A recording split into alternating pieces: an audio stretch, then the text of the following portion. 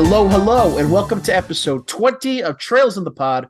I'm Colin. That's Kevin. 20, what a milestone. I'm so excited to share it with you, Colin. And the listeners can't see it, but I got a great big glass of prune juice because I just turned 30 on Sunday, the week before this episode got released, and it's close to my bedtime, but we'll be doing chapter 4 of Trails in the Sky at Sea. I'm so glad that you decided to stay up, old man, because quite Yes. frankly, I wouldn't want to do this any other way. Let's No. start by talking listener feedback. We got one response to our question from last week. Your question was about active combat systems that don't rely on dodging because you don't like to dodge. No, I don't. And the reason why is because it feels a bit more repetitive and almost anxious at the same time. Dodge, dodge, get an attack in, dodge, and so on and so on. And in the end, it just feels monotonous. But Pork Bob had a good response about Diablo games. It's real-time combat. You don't dodge, you trade damage almost like an early MMORPG. And I can see that because with the early MMORPGs, you don't dodge. Well, also the ones today. But also Diablo is You move out of really, the way for stuff in modern MMOs. It's dodging. yeah, and especially with AoE effects, but it's not like, say, The Witcher and that combat style. It's not Twitch. It's not like Twitch reflexes. Yeah, and so it's always good to see, obvious reminders because I played Diablo 2. I should have thought of it. Colin, you probably should have thought of it too. I've never played it, so There's tons of variety out there with gameplay styles of both types. well, what Pork Bob also brings up is Ease 8. He says doesn't require you to dodge anywhere near as earlier Ease games. He could face tank a lot of stuff. It doesn't really matter. I have not played Ease 8. I have played Ease Memories of Celceta, which is operating on a similar engine, I believe. And for Memories of Celceta, I think that basically holds true, as long as you're a little bit over leveled.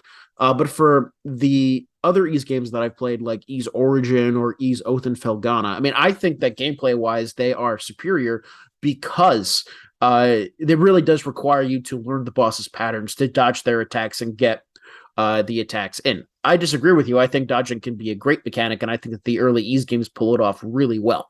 Colin, remember how bad I am at fighting in general and what my strategy was last game for getting through the boss fights. For a second, I was about to say, I've never actually seen you in a street fight, so I don't know how badly you would do. But you're right. We do call letting the boss kill you until you can finally beat him. We call it doing it, Kevin, which I did a couple of times in Kuro. I'm not going to lie. Well, I appreciate the shout out, maybe not so much the connotation behind it. Kevin, you want to talk S rank bracers, which is something that I literally keep forgetting we do. So, my S rank bracer of the week, the defining person, place, theme, or idea that defines the chapter. It defines it because I used it twice in the sentence. Guys, it's so obvious for chapter 4. It's a good chapter before the S rank bracer comes in. And after that, it's an amazing, phenomenal chapter, one of the best, in fact. And that is Luciola, the enforcer who casts the illusion spell on Estelle. And we'll get into this later, but I assume the other people in the party, so hypothesizing what did they see could be quite interesting. But Luciola, the vision, the memories, whatever, it's amazing. It's the themes, the content, where it is in the chapter, it's the climax. It's phenomenal. So I picked grappling with the past, mostly because I didn't want to pick the same one. Uh, but it's essentially pointing at the same thing, right? Luciola is the vehicle by which Estelle, especially, but also to an extent, Schera as well, basically revisit important memories of their past. And they don't reject them, but they accept them and move past them, which is sometimes a very difficult thing for people to do. It's a really important skill, and it takes a lot of time. It shows the strength of Estelle's character, especially how she is able to really give in to her childhood yearning for her mother, and then yet realize after enjoying it, after experiencing that joy again, but then finally realizing that something was off. And it's her present worries and her present attachments that allow her to enjoy the past without being chained down by it. But speaking of her personal present attachments, this chapter opens up and we're not in control of Estelle. No, we are with Joshua and everyone's favorite tomboy bimbo, Josette and the Pussy and the Capuas. I feel like Josette and the Pussycats is like an Archie Comics thing. Like that might actually be the title of something real. So they're in the most recent season of Riverdale when they lead a cannibal cult that's opposed to Archie, Betty, Veronica, and Jughead, and they fight playing Dungeons and Dragons, but they're really the pawns of the mayor, who is also a lizard evil killer. How many shows that I don't know did you reference in that one sentence? I didn't reference any. I'm making fun of how fucking insane Riverdale is. Season one, do I want to play football or do I want to join a band? Later seasons, 6-year-old drug dealers are the pawns of aliens, but also Dungeons and Dragons is real. I had no idea. I read the comics as a kid. I didn't know it got so dark. That's interesting. It's fucking weird. You Uh, know what's not interesting, Colin? but is fucking weird. The prologue to the chapter. And the decision to revisit the Capua base with no fundamental changes, lest our loyal listeners forget, it was going through this dungeon that prompted us to do a dungeon design sidebar because we were trying to figure out why we didn't like that dungeon so much.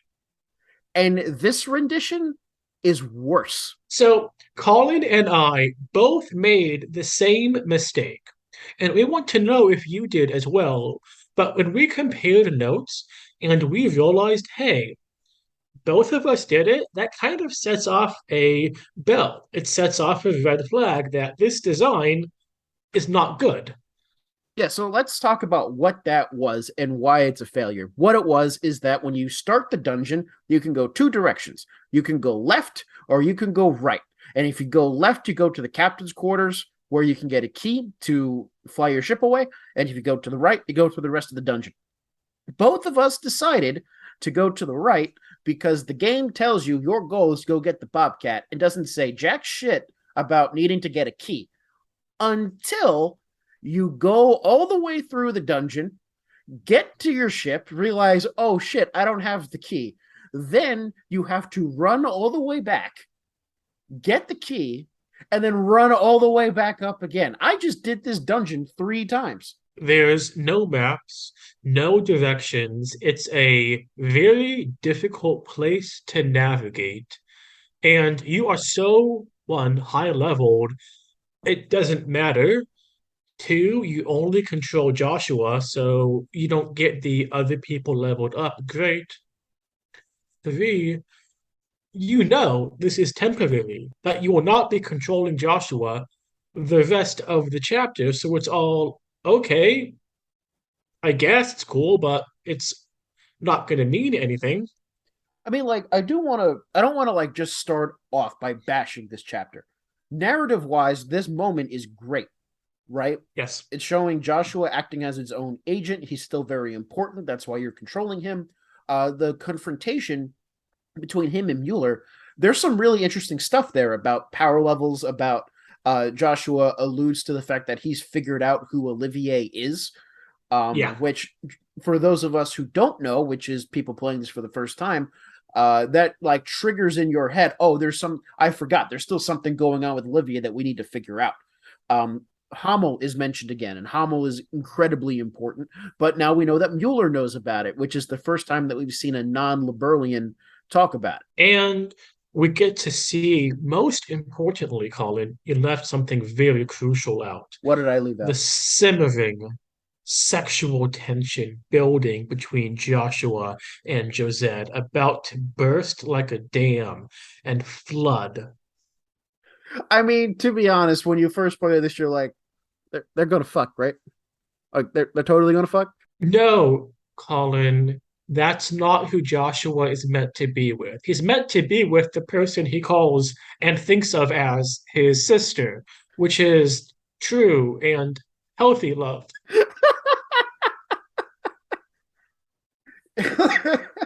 Yes, indeed.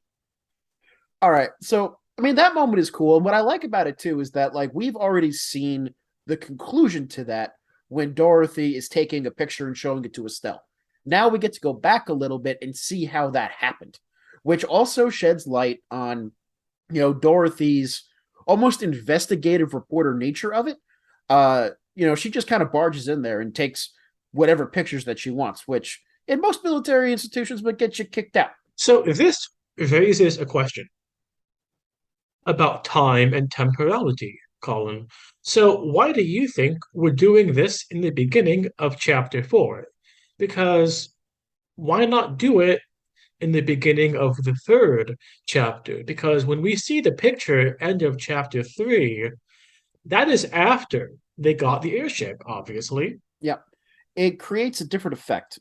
By doing it at the beginning of chapter 3, what happens is that, well, number one, we needed to see Joshua fight off robots in order to like show how he's still kind of cooperating. And Ouroboros's mechanical engineering and all of this. But even if you included it somewhere in there, um, assuming that it doesn't break up the pace with your plotline with Ren, which it probably would, what it Yeah. does is that we already know what had happened, and then we see Estelle learn about it. That's not bad, but that is different than what we got. What we got was the shock that Estelle saw, and then we got the backstory behind it, which, again, it's a different effect. I think it's a quite good one. And it really cements Estelle is the person who is experiencing the game with us and we through her. Yeah, she is for sure the sole protagonist. Not to say that Joshua isn't important, but he is a supporting character, not so much a protagonist. You know who else are supporting characters? Who, Kevin? Who? The people we go on an airship ride with to the city of Rolent. Yes, I think here especially we have to talk about Schera and Estelle. Um, in my mind, these scenes kind of cement that I think the game kind of wanted you to pick Schera as the person to travel with you from the beginning, because Schera and Estelle have such a interesting sisterly dynamic in terms of Schera looking out for Estelle, teaching her the ways of the world, both combat wise, bracer wise, but also love wise, also maturity level wise. That, I mean, it works with Agate being there too. I know that because I just did it, but it felt to me like Schera and Estelle's relationship would have been even better explored had I chosen her. And it's clear that their relationship is what's important in this chapter. So, why did we have the choice? Because if you think about it, we don't get presented with this kind of choice hardly at all in this No. game or the game before. And I'll tell you, we don't see it after either. This is pretty So unique. why? Why here? Why now? I don't know. Like, I mean, I've been complaining about how it's a bit of a meaningless choice before, but it's not like that radically changes the plot. And it feels like with this chapter, it kind of cements the point that maybe we didn't need the choice. Maybe we should have just been told to go with Schera so that they could focus on developing that relationship.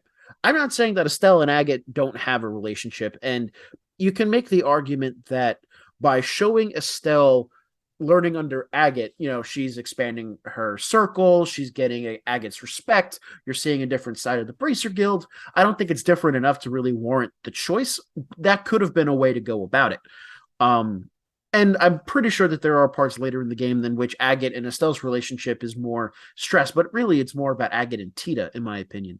So yeah, I don't really know why we have that choice. It is pretty weird. So, quick question about Agate and Tita. Like, Is it a sisterly, brotherly relationship, sibling, like most people have it, or is it a sister-brother relationship like how Estelle and Joshua? Well, this is a relationship that we will see develop over the course of 11 games, so I'm not going to comment. Agate, I guess he seems a lot older than Joshua and Estelle.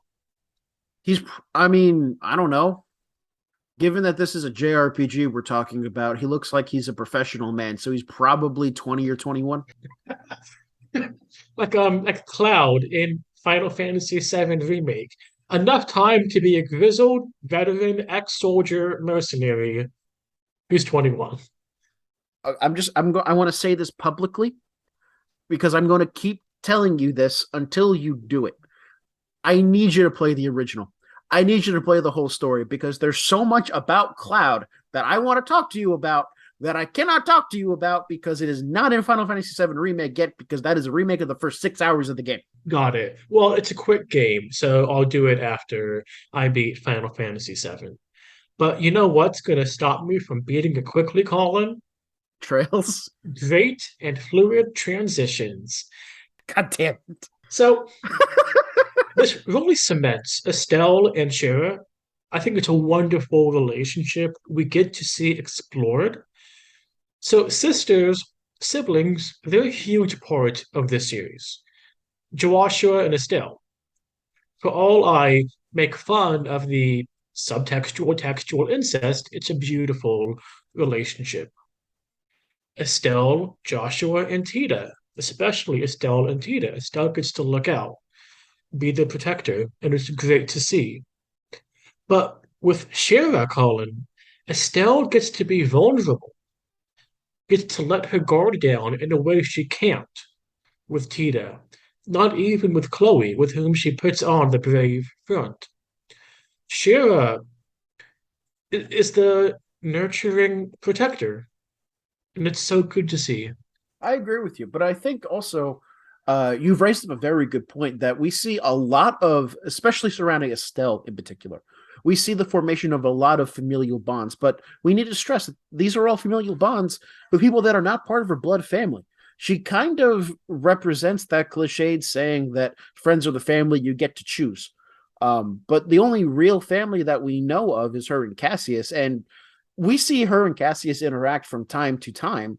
But when it comes to uh, looking for counsel, or when it looks like Estelle needs comfort or companionship, maybe because she's just not there and therefore we don't see it, but she doesn't go talking to her dad. She goes talking to her sisters. And let's not forget, Estelle is 16 years old. The weight of the world has been thrust upon her shoulders. She's holding it up admirably. She's doing a great job, but she's still 16. Yeah, it's true. You know who's around 16 and also kind of weird? Olivier. Okay, that transition was so bad. I'm surprised I didn't do it.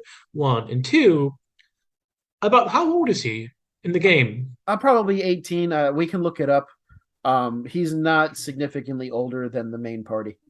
Probably a little bit older. Okay, just to reiterate, so from the perspective of you and I, older and former, and in your case, current teacher of 18-year-old students, still hilariously child young, then. Yeah.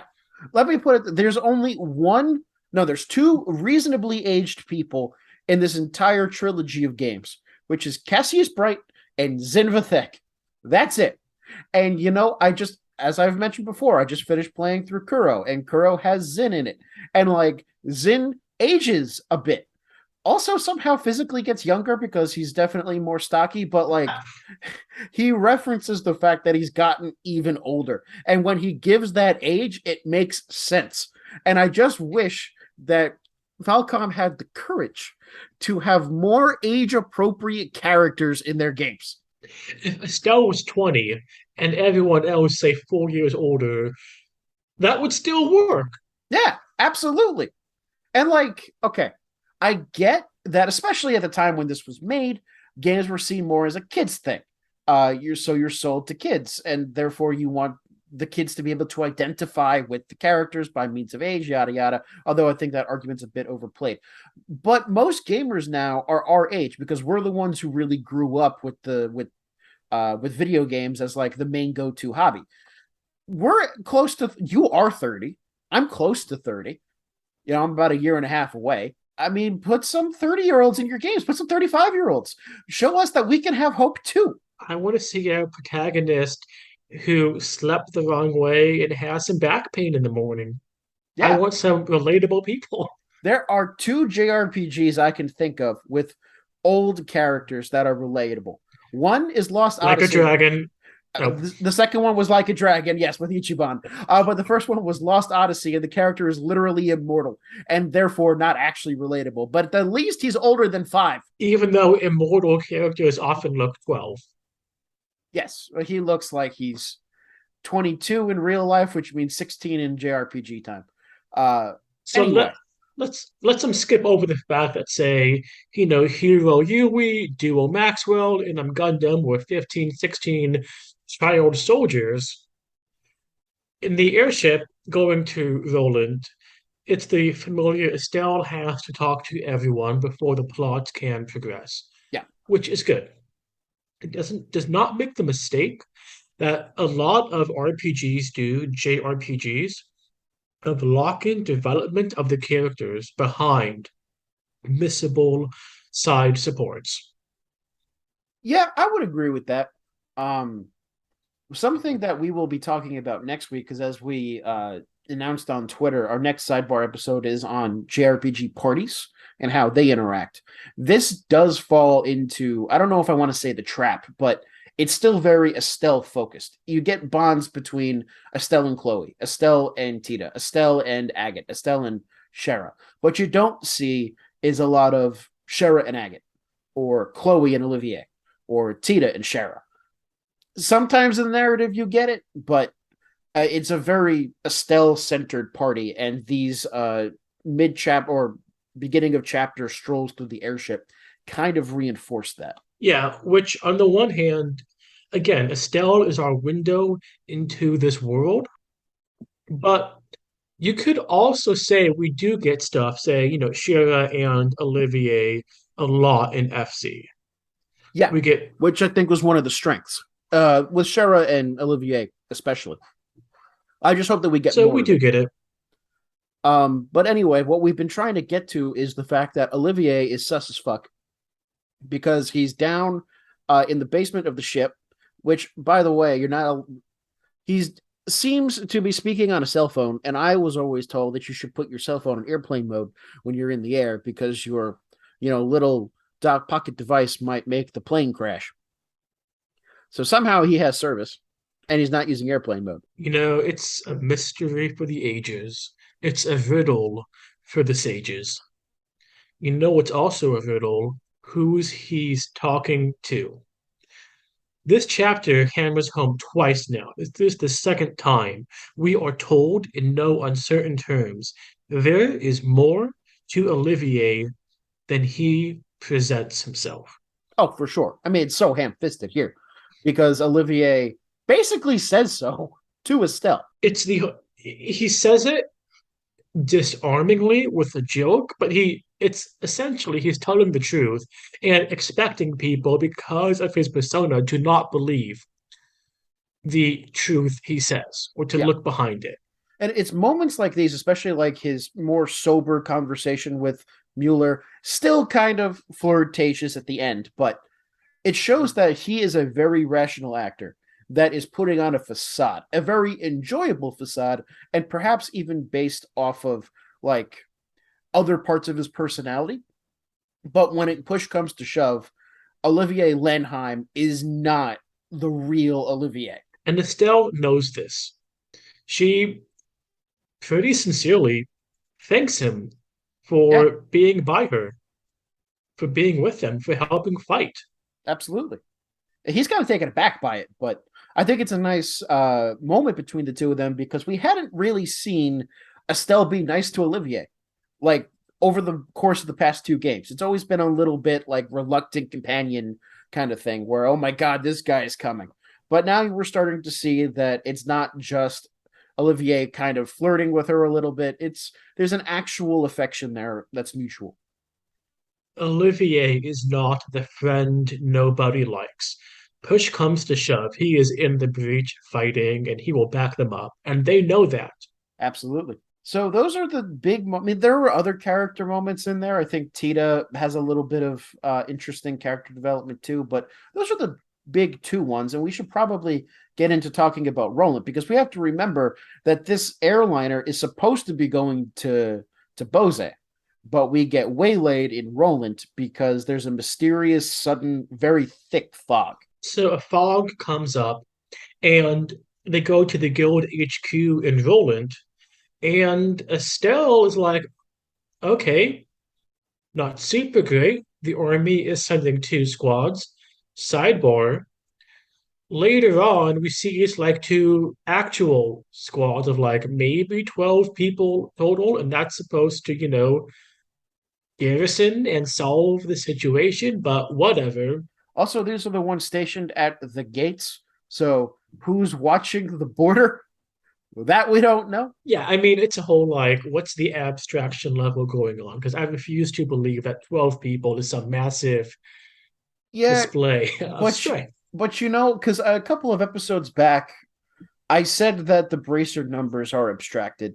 That like there's got to be they have 20 or 30 at each branch or whatever. The more I've been thinking about it, and the more I've been playing Trails games, I think I was wrong.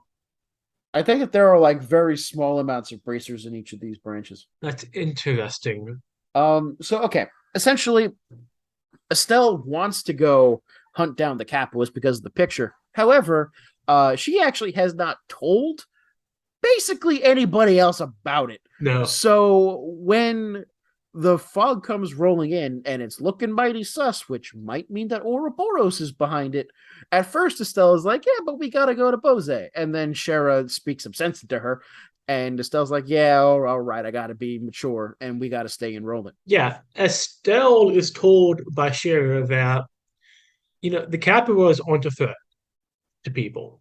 But this fog, whatever it's doing, we don't know what's going to happen. We don't know what the end game is. You're a bracer. You got to help the people. Yeah. And so, in order to help the people, they first try to figure out what the limits of the fog are. You go off in three different directions: Malga Mine, down the Milk Road, down the other trail whose name I forget, to just figure out that this is pretty much a localized fog with very definite limits. Yeah. And it's fine. Like, as the main, one of the components of the main plot for the chapter, I felt it was fine. One of the side quests I felt was not fine. It was annoying. It was the Raven Crow at the top of Esmela's tower. Yeah, especially since the game doesn't tell you that, you just have to figure it out. I remembered, so fine, I went ahead and did it, but um, other than a chance to get some extra loot and to fight some monsters, doesn't really add anything. I mean, I like talking to the couple that lost the ring because they were in FC. You could see them in different places. It's nice to see the recurring characters, and we've seen a couple of more. Anton is here with Ricky too. Believe there might be a side quest at the beginning of chapter 5 about Anton, but we'll have to load that up and see. I know there is a side quest in Rolent about Anton. I just remember if it's right now. I will most of the time I do side quests. There was one side quest this chapter in which the guy down at Garoon Gate just wanted us to go around the entirety of the region and fish. And I texted you, this looks boring. And you said, I didn't do it. And I decided that gave me permission to also not do it. Fishing minigame, the bane of any JRPG's existence. I mean, I did the fishing mini games in Cold Steel 3 and 4 and actually got all the way through. But that actually required some input from the player, which That was was good. It more was fun. good. You haven't played 3 and 4. How would you know? Cold Steel 1, stupid. Yeah, but it's different, kind of. I didn't know that. Well, then you shouldn't have acted like you knew it. Yeah, it's on me. I'm gonna blame you though. You were like our advisor. Um, Okay. So not only do I open my ignorance about fishing minigames, Schera opens up about her backstory, and Schera is an unequipable party member. You have to have her. She is mandatory in this yeah, chapter. she's mandatory. She's equipable. You can change her equipment. She is a mandatory party chapter, you pedant. Yes, you must have her. And this is why. It's because the chapter is about her to some extent. It's about her relationship with the Ouroboros member, which we've kind of seen happen throughout the chapters, right? We see Walter and Zinn. We see Tita and Ren. And now we're seeing Luciola and Scherazard. We don't really see Blue Blanc and Olivier have a thing going on, but it's not like tied to the past. And Chloe doesn't, at least not yet. Chloe doesn't have anybody that she's related to or connected to. But in terms of a lot of the party members, like there are connections. Olivier and Blue Bonk have a thing where one, people are like, oh my God, good room. Two, it's like, I didn't want pay for this improv. It's like bad open mic night. Is it? I don't know. For some reason, the improv thing didn't make sense to me. But I don't know. I kind of like the relationship. The rivals in love. It's charming. It's the kind of thing where like you get them together and you're like, oh, yeah, Olivier kind of does suck. I forgot. Olivier does not suck. You know what does not suck? Shara's backstory, because we still haven't talked about it. Exactly. Okay, so Schera, and you can tell this was written in a different time and place, people. She used to be in the circus. That's true. And I believe that when they were writing this, they were probably thinking about gypsies because she has this kind of exotic clothing. The Roma people, I'm not supposed to say gypsies. But, this kind of exotic clothing, they're iterant, they're kind of distrusted by the outside populace, but they put on fantastic performances. I think later on in the series, we'll probably, because like in Kuro, the Middle East is explored a bit, and I think that we'll be exploring it more. And in fact, Sherazard is mentioned from being in the Middle East, so I think they're going to change that initial depiction of her. But what's really interesting here is that we see that her relationship with Estelle starts when Estelle is pretty small, pretty young. Yeah. So Schera came to the circus when Estelle was six-ish Something or like that, so. very young, 5, 6, 7. And the theme here is Estelle didn't see or didn't care about these boundaries that should have kept them in separate spheres, Yeah, in separate worlds. she knew what she wanted and she went and got it, which was to play. And she saw someone she wanted to know more. And just that forging that connection with Shira, with the other people in the circus, true. It's an early sign that Estelle, out of her heart, she was raised well. Yeah, and She's a good person. we even see that with the Bright family easily accepting Shera into their midst. She kind of becomes like Yeah. family, even though she's in and out. Even though they won't let her drink liquor. Shaking my head. She was 12, so me and my dad used to offer me vodka when I was 12, and I always said no. I wonder what would happen if I actually said yes. Maybe my life would be different. I'm sure Child and Protective Services would love to know the answer. So, Shira, and what's interesting, at least to me, maybe it's not to you having played this, there's a bit of a time skip in like when I decided to become a bracer. We don't know what was the spark that prompted this. That is something that will be explored in a later game, I think. We do see more of young Shara as a bracer in Trails the Third. That I can say pretty safely without spoiling anything. Um, but yeah, I mean, I don't know if we have an exact timeline of when she decides to be a bracer. And plus, let's not forget, I mean, people can decide they want to be something before they become it. Yeah. Every graduate student has to decide that they're going to be an academic before they become one. Uh, Plus, as a kid, I wanted to be a baseball player and a basketball player, neither of which happened. You could have been better than Shohei Ohtani or Aaron Judge. I don't know who any of those people are, but chances are probably not.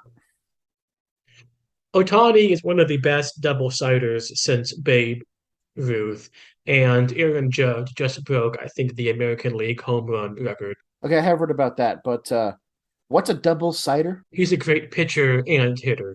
Ah, okay. You know what's also double-siding?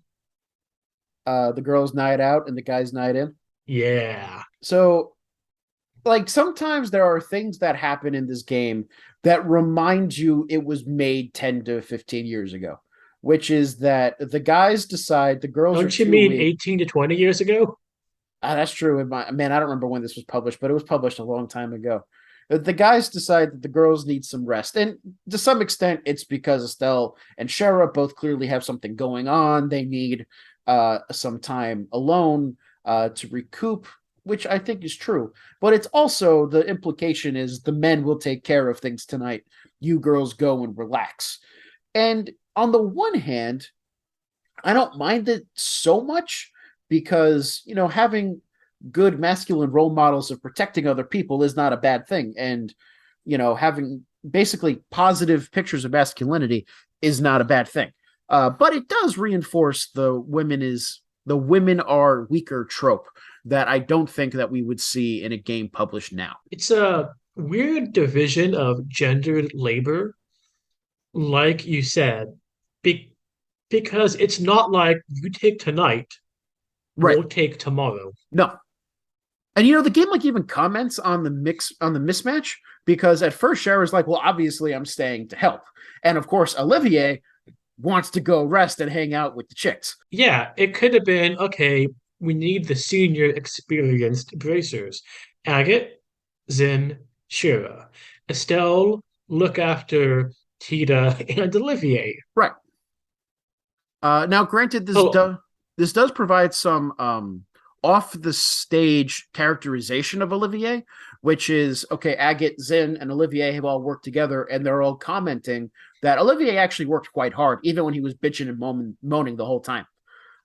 Which I think is an interesting choice to pull. yeah, it's an offhand remark, but it really does emphasize that one, it's a facade.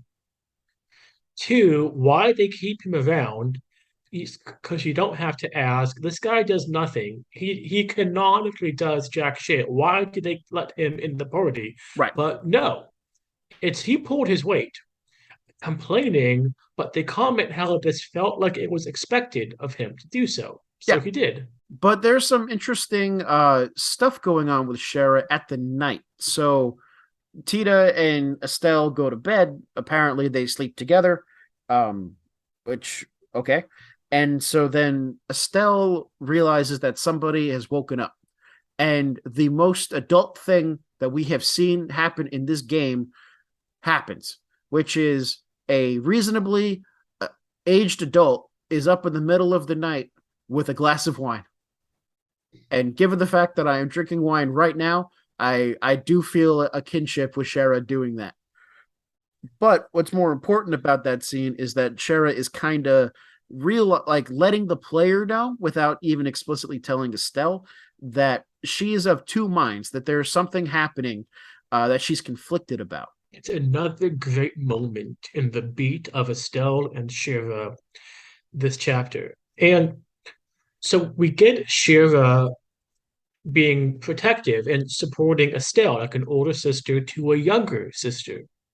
But Colin, at the same time, we get Shira talking to Estelle like one adult to another adult Absolutely.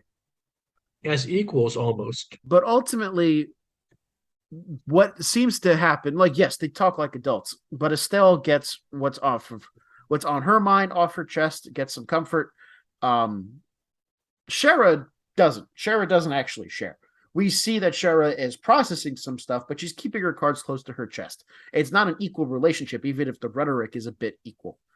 Um, we find out And what. that's okay. No, that's okay. I'm not like judging anything. I'm just making note of that. We kind of find out that whatever Schera is conflicted about is tied to this phenomenon, which is in the fog. There's been a couple of times where you hear the ringing of bells. Schera does kind of like everyone's like, "Oh, that's a beautiful sound," and Shara's always like, "Dot dot dot dot dot dot." She's clearly recognizing something, and this becomes even more clear when it's linked when the bells ringing are linked to the fact that people are fainting mysteriously. And this becomes the second main component of the main quest line of chapter 4. What's going on? Who's doing it? How do we stop them? And I just want to bring this up. When we go to the church to see what can be done, the priest there says the traditional church remedies don't work. Again, it's the idea of old knowledge, secret almost, and well, not secret, but not accessible, is often better knowledge. And it's surprising it does not work out in this case because it seems the soul of the person is trapped. It's not in the body somewhere. So we're getting mystical I mean, almost. And it's odd. I don't know that I would define this as not accessible. There are no doctors in Rome. The closest that they have is the priest. And claiming that his medical knowledge is not accessible is like saying that the medical knowledge of the Western civilization is not accessible because you have to go to a doctor in order to acquire it. Which, maybe you can make that argument, but it seems to me more that the church is the locus of healing in this country. They do speculate that souls are trapped, but we know from later on in the chapter that's not really what's going on. Rather, these minds are being tricked by illusions. It doesn't necessarily have to relate to the concept of the soul. However, there's even something more going on. We head down, so we do some explorations, and then we head down to the Purcell Farms because they have realized that nobody is fainting who other people can see. So they want to evacuate everybody into the city so that everybody keep an eye on each other and minimize fainting. You head down to Purcell Farm, which is the home of Estelle's like childhood friend, and at that point, we get attacked by fog monsters. And this is when we start to hit a unfortunate gameplay aspect to this chapter, which is these fog monsters suck. These in particular are fine enough once you figure out that they take damage by arts. When we get to the last fight of this chapter, we got some bitching to do. I think you mean accurate assessment to poor gameplay integration. Yes, absolutely. We see Kevin. Yeah, well, so something else happens beforehand, which is we show up to the Purcell farm and everybody has fainted.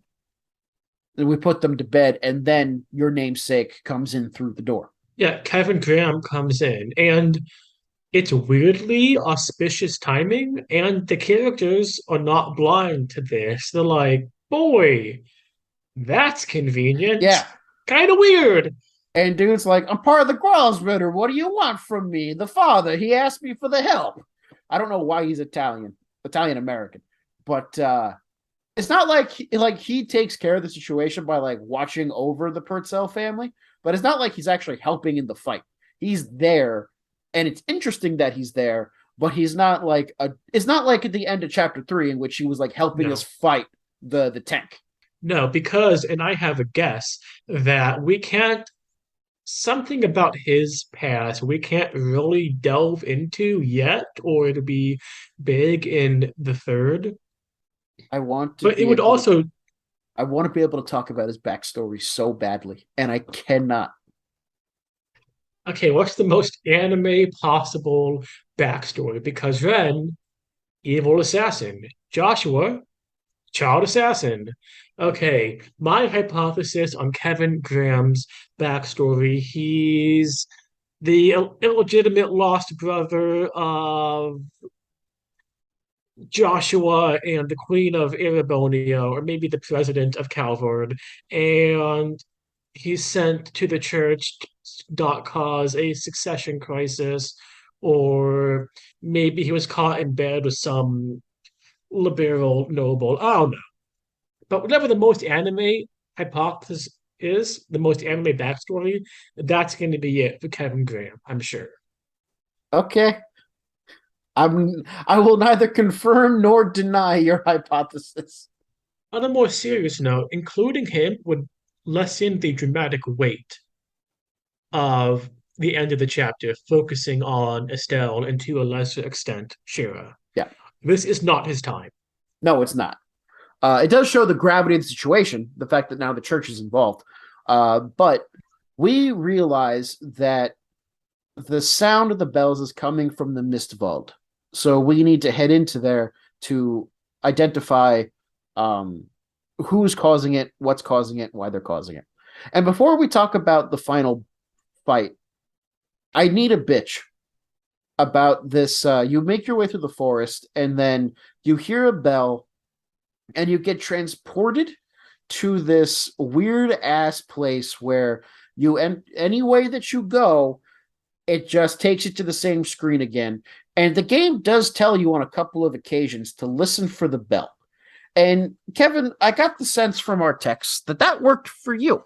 However, that did not work for me because the sounds of the way that I believe this is supposed to work is that you get close to an entrance, you hear the bell, and you go through it. However, the way that it worked for my copy of the game was that I would only hear the bell after I already went through an entrance. The same here. So then how are you supposed to figure it out? Yeah, it might get louder. That just means you made a good choice before. It doesn't tell you what direction to go after. You keep going that direction until it gets softer. How am I supposed to know that? Also, why would you want it to be softer? You're trying to get to the bell. Yeah, you keep going. Oh, it got softer. I better go a different direction. Well, what it ended up happening is me just picking random directions, cursing under my breath until after like the game told me what to do twice and I still couldn't do it. The game's like, all right, we take pity on you. We're going to get you out of here. Yes. And I'm like, there goes my bonus BP because that is not happening. And it lets you, when you get into the final area half, one of the worst final chapter fights that we've seen yet. Oh, this is the worst in the series so far.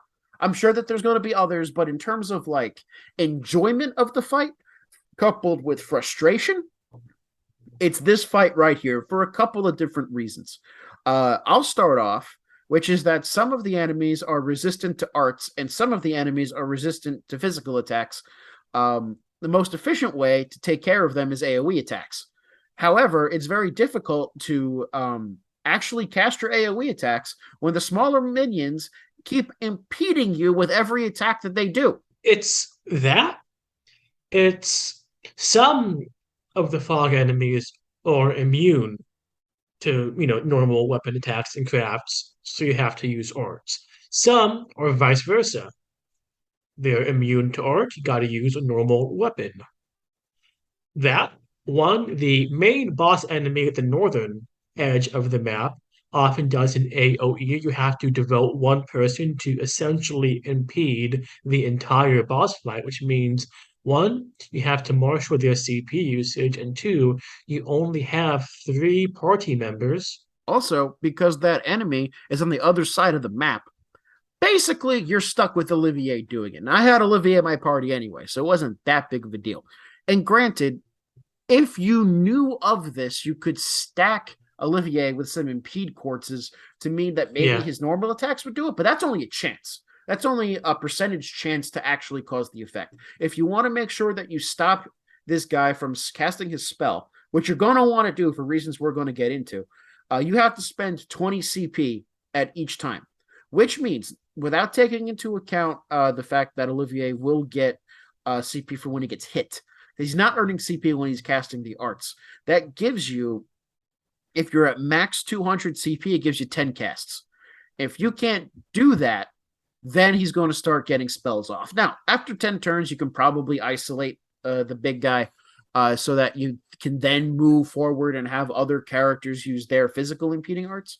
But still, I mean, I like the fact that they are having more complexity in the fight for that reason, but the end result is just so frustrating.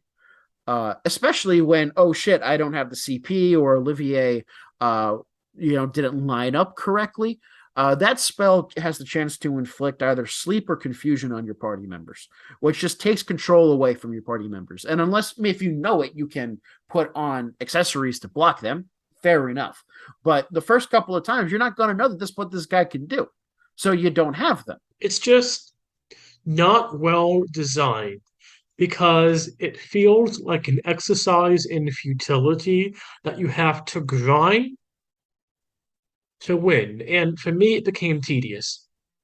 I will say, as a positive notice for this fight, it did force me to think of some tactics that I hadn't used before, which is pretty rare for this game or for this series because I've been playing it for so long. But for example, Zin Did had you pull a Kevin?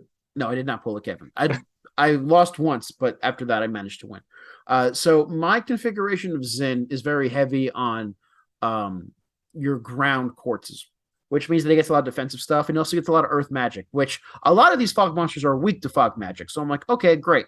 Let's try to do that. And one of the spells is Titanic Roar, which takes a long time to cast, but hits everything. And so I wanted to give it a shot. And the first time I attempted this fight, he didn't get a single one off because he kept getting impeded until he died. The second time, I realized that I had a tool in my toolkit to stop that from happening.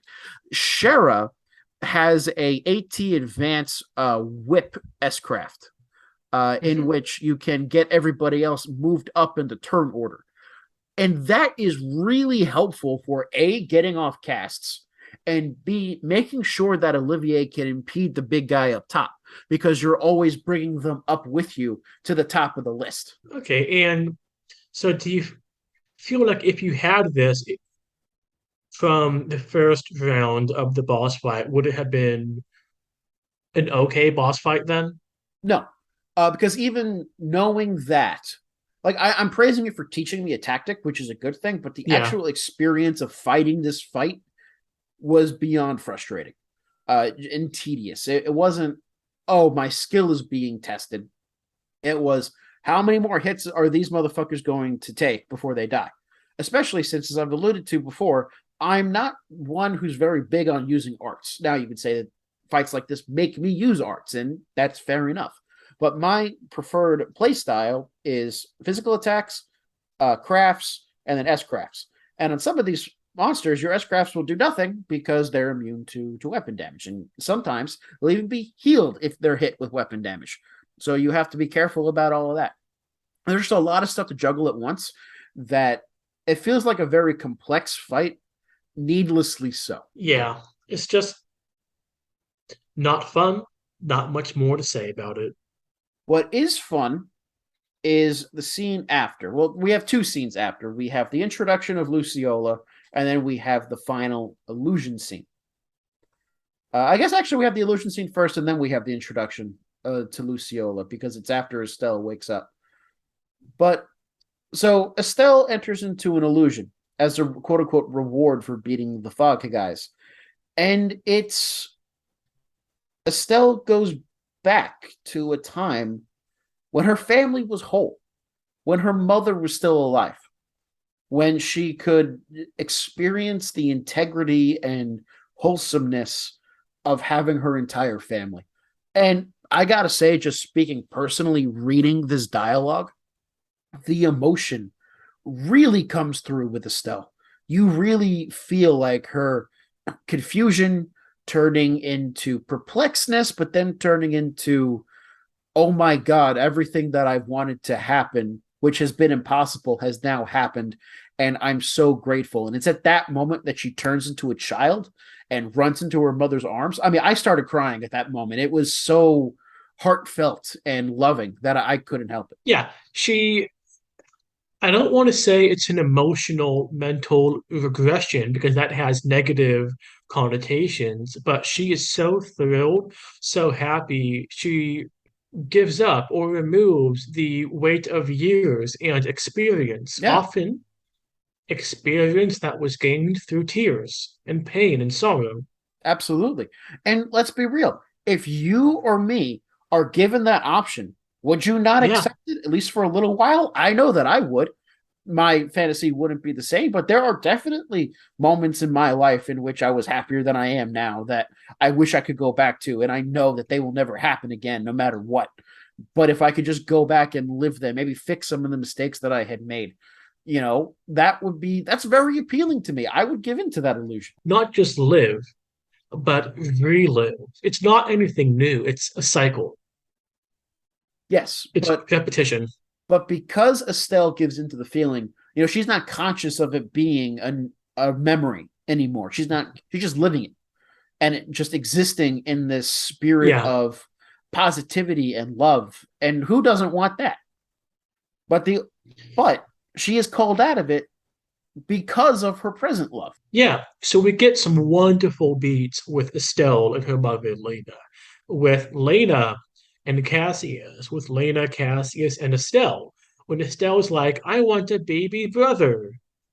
And Cassius and Lena are like, oh, I don't know. Maybe the goddess will give you one. And then Lena's like, Cassius, you have some hard work to do. do you want me to tell the audience what you texted me when you got to that I moment? don't think we need to go to that level of detail, but we see them as a family, that Estelle and Lena had a great relationship, and it's too good to be true. And it is. It is, but Because for the what moment, shatters? What's the first break in the illusion? there's a door that's locked, as she does not remember it being locked because it served What's as behind the door, Colin? we're walking through the narrative. She's puzzled by this locked door because she knows in the back of her mind that this is Joshua's room. And then she goes around, gets the key, opens up a chest inside of that storage closet, finds a harmonica, and then goes off to the deck to start playing it. Now I've answered your question. Thank you. What is the theme that brings her out? I mean, metaphorically, it's her connection to Joshua, who's not here yet, but literally, it's the main theme of the series. It's Joshua's theme, the whereabouts of light. Which is an amazing song. And especially as this game builds up, I think that musically its motifs are used in quite a few of the best songs in the game. And moments like this build narrative significance into that song. And so that then when you're hearing it, these connections between Estelle and Joshua are not just triggered for Estelle, they're triggered for us too, which is really important because I think the game is trying to bring us to a moment where they meet again, and we need to be prepared for that. I don't know if or when it happens, but I mean I know if it happens. But what I'm saying is that it's something that the game is moving us towards. We don't know how it's going to happen. We don't know when it's going to happen, but it's preparing us for that moment. It's not letting the Estelle Joshua connection die. Estelle is an independent woman, yes, but still very much tied to Joshua. Yeah, she's an adult. She can make bonds and connections on her own without Joshua. But you know what's an adult thing to do? To have connections with the people you love. And Joshua is the top of that list. Yeah. So she breaks through. She manages to wake up on her own. It appears that Schera had as well. But let's talk about that scene in the blackness first with Okay. Lena, Sure. if it's Lena, because there's some ambiguity in the memory. Is it There, Lena there or is the no witch? there is no ambiguity. It is neither. It is not the witch nor Lena. It's a fragment of her imagination that is speaking to her, formed out of the memories of Lena. But like not like is it literally the soul of Lena, but more at least to me, I my impression going through this was I was waiting on tenterhooks.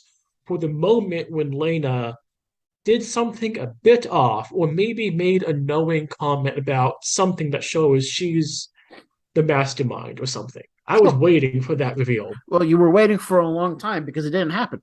And I think the game kind of wanted you to think maybe there was something with Lena. I mean, I don't know. I mean, maybe because I already knew this time I didn't feel anything like that, but I don't think I felt that way the first time either.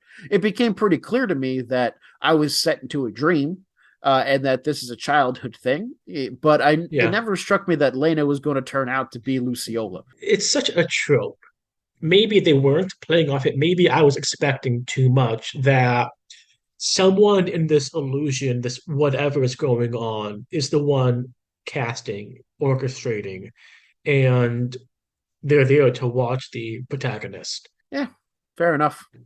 But then we actually meet the witch of the woods, Luciola Harvey, who turns out uh, knew Estelle when Estelle was a baby because not a baby, but a small kid because Luciola was part of the same traveling troupe of performers as Schera. So we get this connection that it's like Zinn and Walter almost. Yeah, in which we have heroes tied up with now our villains, matched in the past, and then something happens and they go their separate ways.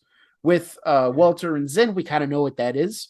We don't know what that is yet with Schera and Luciola. What is remarked upon is that it is tied to Schera's desire. It is marked by the end of the troop because this is Mhm. when Schera decides to make Liberl her home and become a bracer.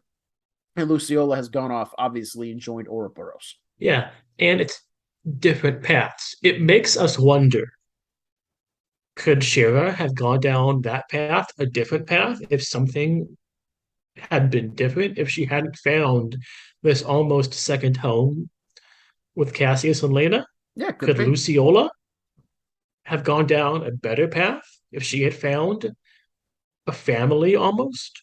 Yeah, could be. Maybe Ouroboros But is her family. we get that impression it's a twisted love.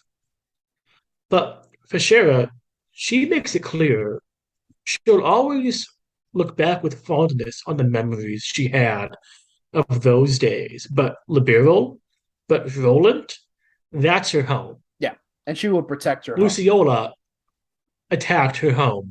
Yeah, and that's the end of the chapter. Which I, narrative wise, I think this was a really great chapter. We got a lot of great character development. Uh, the plot has not yet moved forward, but I think we're getting to the point where it will soon. Just because a lot of like there's been build up, build up, build up. We've been introduced to a lot of the main cast, if you will. I don't remember what happens in chapter 5, but we're definitely building up to something. Gameplay wise, this might be the worst chapter. The quests are fine-ish. It's pretty standard. It's not that much innovative. There's not much innovative. I did enjoy the finding the lost cat quest, which is a very short term quest you can do in the middle of the night. That one was kind of fun, but mostly it was you running around trying to find a guy, and then you found a cat. And it's nice to like have a callback to the previous quest where you found the cat, but it's not like this big world building thing that we have seen like with the gambling quest or that we've seen with the tournament. There's so far there hasn't been oomph in the side quests in this chapter. Rolent might have some side quests when we start chapter 5 that might be better. We don't know. But gameplay wise, in terms of dungeon design, I would say not just the Capua base, but also I really hated the Mistwald part. Yes. And the fight design with the final fight, I mean, yeah, it's complex and it did teach me some tactics, but in terms of the experience, it was painful. It was awful. Y'all should see our texts about it. Like we're cursing up a storm. But again, narrative wise, Yeah. fantastic. And the decision to have the climax of the chapter, it's not the boss fight. We all know that. To have it be the illusion, the memories, it makes clear that that's the fight. It's Estelle with and versus her past, the emotions, her memories, the understanding that She has to go on. She has to move on and accept the past as it was great, but it's past. She's going to make new memories. It's going to be pain and sorrow and tears, but You that's know, part of life. I think this is something that you can compare to pretty easily with the end of chapter two, was it? Where we fought Walter, who summoned some monsters. We fought the monsters, and then he used his strength to take us out, and then we're saved by Zin. There, it served a similar purpose. We learned about Zin and Walter's backstory, showing the power of this enforcer member. But they do it better here because, yes, you go through like the fight before Walter is not difficult. This is difficult. You do feel accomplished for finishing it. More of a sense of relief that it's finally over, but it's difficult. Gameplay wise, this is the final boss of the chapter. And it feels that way. It's satisfying that you finally overcome it. But then you're rewarded, yes, with some backstory about Schera and Luciola. But what you're really rewarded with is a look back to Estelle's own psyche. And that's something we hadn't seen before. It's a No, really good, it's a fantastic narrative choice that improves upon the end of chapter two in its formula in every way. it's more personal. We know Estelle. We care about Estelle so much more and so much better, if I'm being honest, than Zen. Yeah, It's real to us in a way that here's backstory you are learning for the first time, now care about it. But look back to the clock tower, way back in the end of chapter one, no, of the prologue of FC, when we hear about Estelle's mother, yeah, or the conversation with Alicia at the end of the game. This has been a recurring theme for quite a long time. indeed. I mean, the stuff with Zen needed to happen because we needed to have Yeah, some texture on that man. He's that stuff like that is why I like Zen. There's nothing about Zen in FC really other than he's a Calvardian. But even the parts about Schera and Lucy hit harder and are feel more important because we've had such a long relationship with Schera. Not just Estelle herself literally having a longer relationship, but even if you didn't choose Schera at the beginning of the game for SC, she's present throughout the entirety of the beginning in FC. You know, this is a character that we know pretty well. And then if you've picked her, you know her even better. So then getting this kind of backstory to her, it's instead of constructing a character for the first time, it's really building and fleshing out a character that we already like. And for that reason, it is, I think, in terms of character development, is the most satisfying chapter we've had. We've seen some good yeah. character development with Chloe, which hits the same kind of notes. But for example, we haven't seen anything with Tita. We haven't seen anything with Olivier. He hasn't been given his chance to shine yet, to be honest. And with Zin, or Agate also hasn't seen anything like that. Zin has, but his moments is to be a character. So good for him. Yeah, and I think it also works because we're back to where we began. Yeah, I mean, coming back to Rolent's a bit of a, it's a nostalgia feeling, you know? And All right, people comment how we've changed, how we've grown. absolutely. You know what's also changing day by day? So this is Kevin's ham-fisted way of Ham introducing fisted. the fact there's been some internet controversy.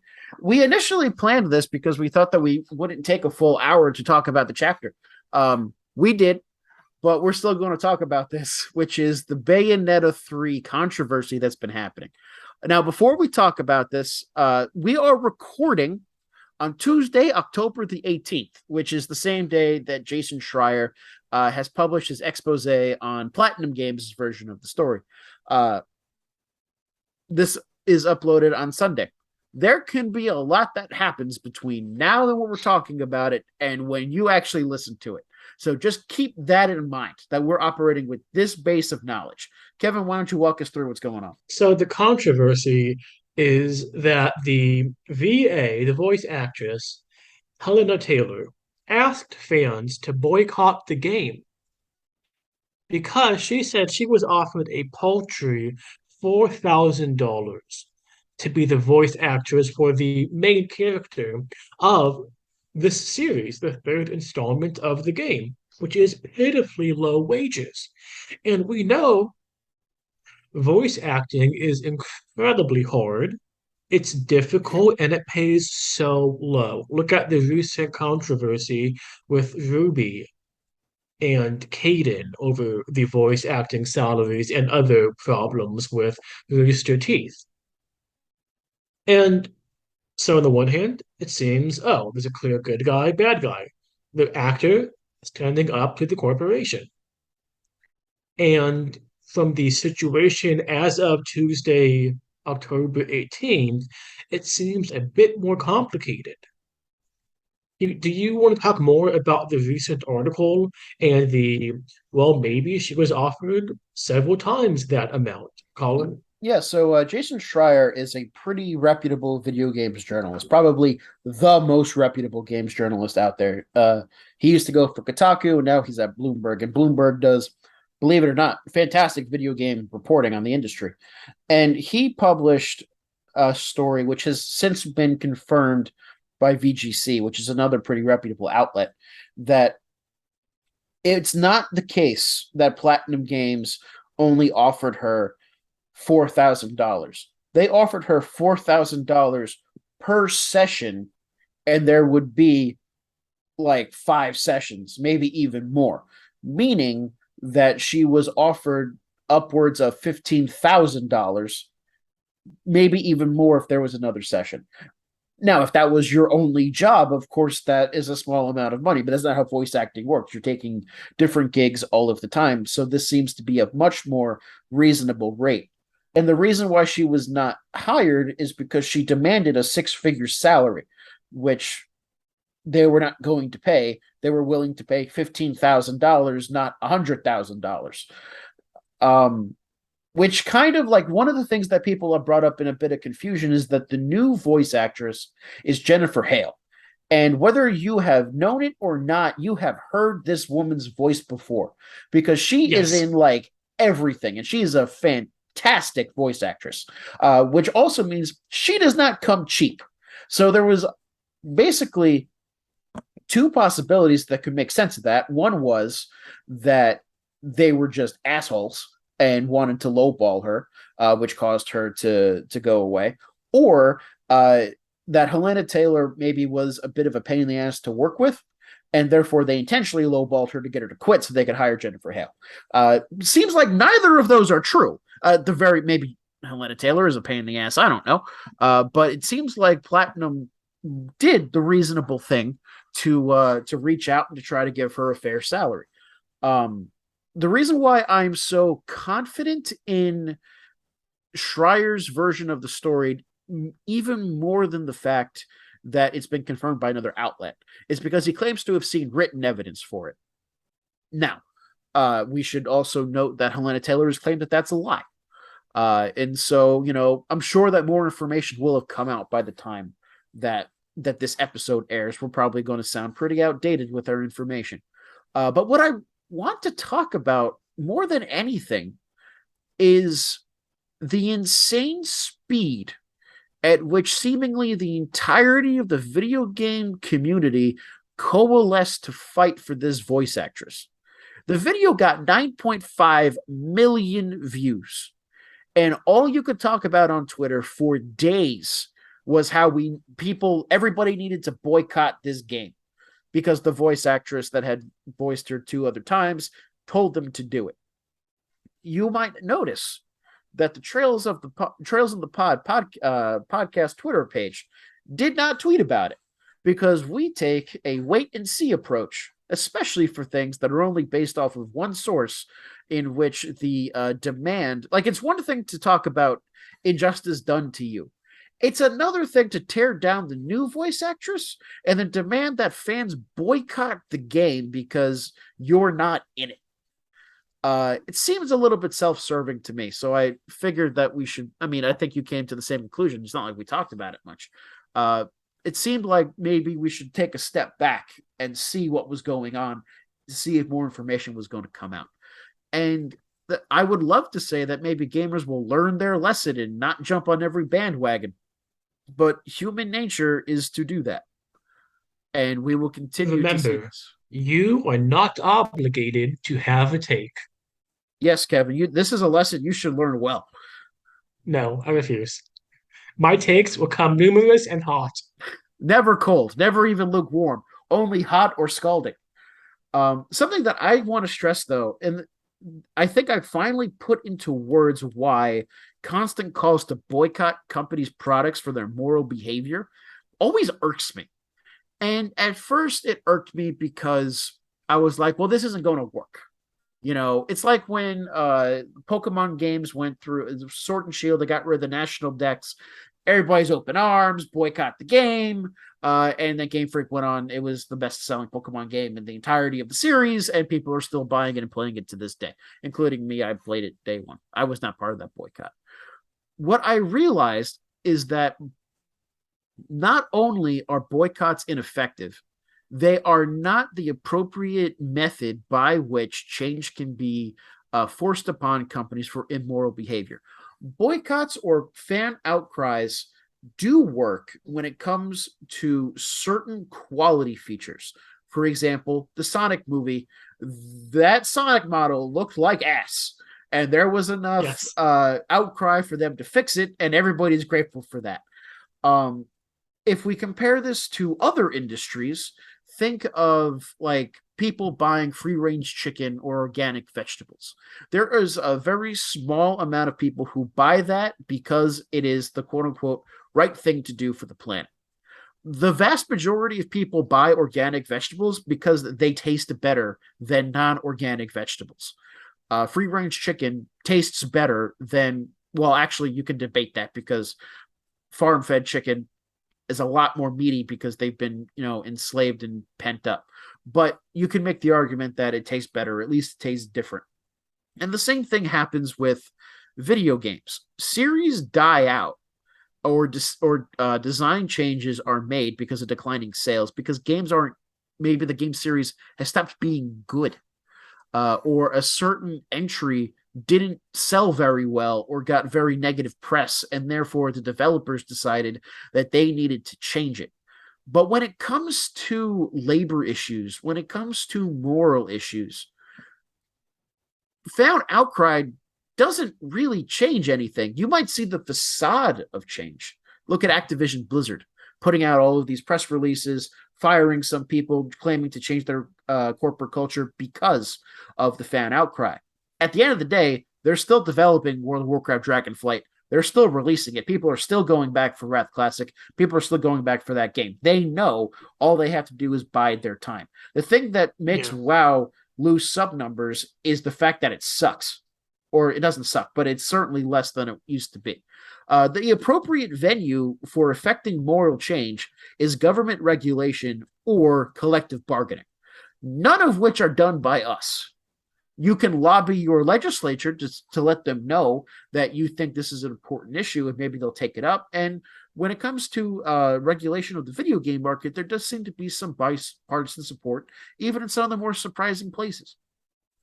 But especially for an issue like this, assuming that Helena Taylor is being an honest actor here, which I kind of doubt, this is an issue for the Screen Actors Guild. This is an issue for the union to make sure that employees are being treated fairly and being paid decently for their wage, being paid a decent wage for their pay. It is not incumbent upon the fans or consumers of a product to police the morality of the companies that produce the products that we consume. It is simply too big of an issue for any one of us to do. And it's not how our economic system is developed. And you can claim that that means that we live in an immoral economic system, maybe, but there are tools to fight these social ills that are not people getting mad on Twitter. Yeah. So often it's wait for more information. You are not obligated to have a take and tweet about it. Indeed.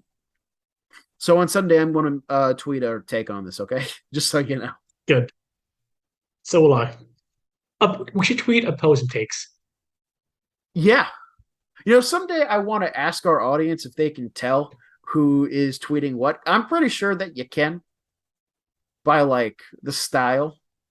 We I'm the should. funny tweeter. I should use our tweets to teach my students about writing styles. Exactly. Anyway, Kevin, do you have anything else you want to talk about? only existential states of being.